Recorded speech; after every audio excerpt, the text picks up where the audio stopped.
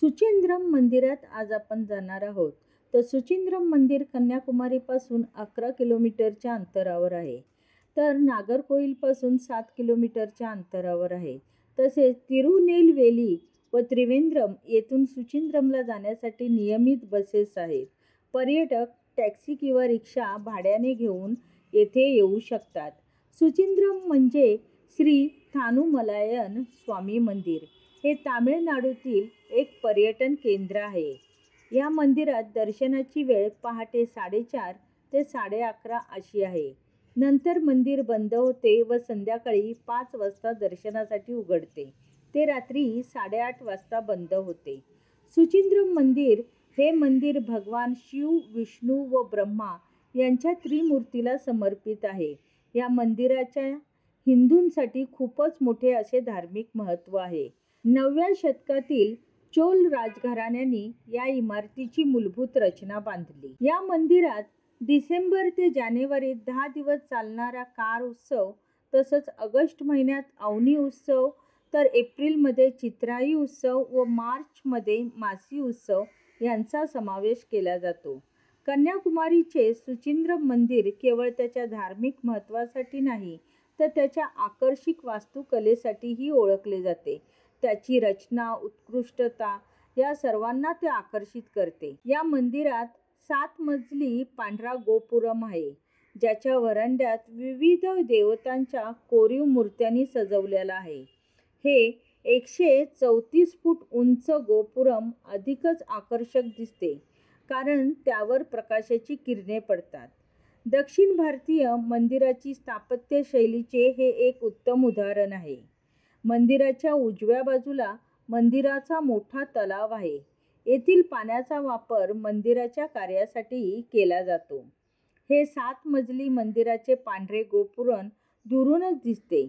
17व्या शतकात बांधलेले सुचिंद्रम मंदिराच्या दारावर सुंदर कोरीवकाम व संकुलात विविध देवतांची सुंदर 30 मंदिरे आहेत.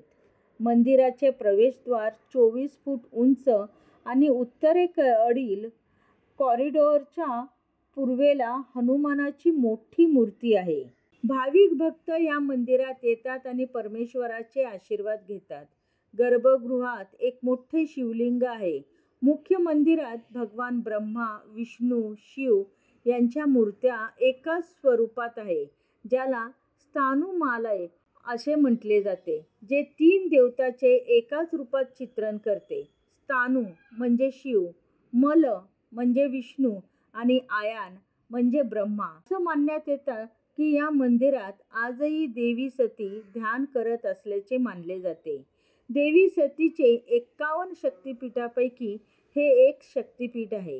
येथे देवी सतीची पूजा शक्ती नारायणी म्हणून केली जाते, तर भगवान शिव सांघारोर संवार आहे. मंदिरात नारायणी मातेच्या हातात जपमाळ असलेली भव्य आणि प्रभावी मूर्ती आहे.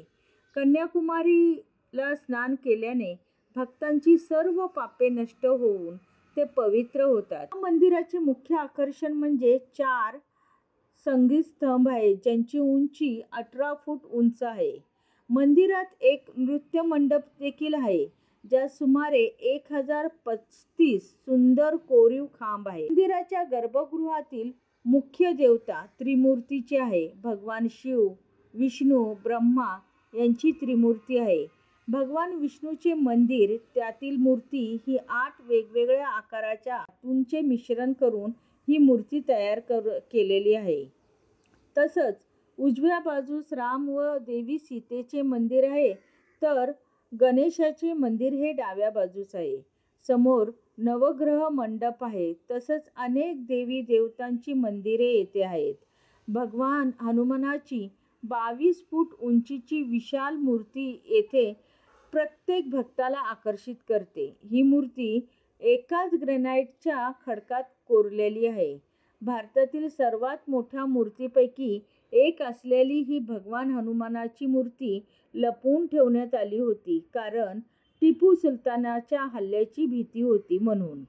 तसंच आणखी एक आकर्षक पैलू म्हणजे मंदिरात विनायकीचे म्हणजे श्री विनायकाचे कोरीव काम असलेली मूर्ती सुद्धा आहे. भगवान शंकराचे वाहन नंदीची भव्य प्रतिमा येथे तुम्हाला आढळून येईल, ज्याची उंची 13 फूट आणि लांबी 21 फूट तर रुंदी 10 फूट इतकी आहे. हे मंदिर खूपच सुंदर आहे. ब्रह्मा विष्णु महामूर्ति ये 3 मंदिर है। 1000 पुराना मंदिर है, बड़ा टेम्पल। तुम्ही या मंदिराला नक्की भेट द्या. तुम्हाला जर माझा हा व्हिडिओ आवडला असेल तर नक्की लाईक करा, शेअर करा, चॅनलला सबस्क्राईब करायला विसरू नका. चला बाय.